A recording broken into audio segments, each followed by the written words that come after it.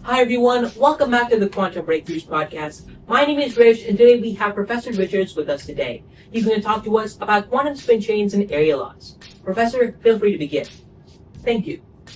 Well, to start off, consider some marbles. Each of these marbles represents a particle, and we can choose them to have a spin of 1/2.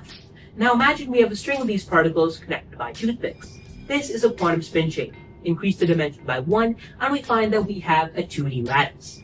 Now, in a quantum spin chain or a lattice, we often consider the interactions between particles to be nearest neighbors. What this means is that a particle can only interact with the particles adjacent to it. Now, what's really interesting about these spin chains is what happens at the ground state. In a 1D system, the entanglement entropy, which can be boiled down to the intensity of entanglement, doesn't scale as the amount of particles to the right or left of the cut. Rather, it grows with the particles on the perimeter.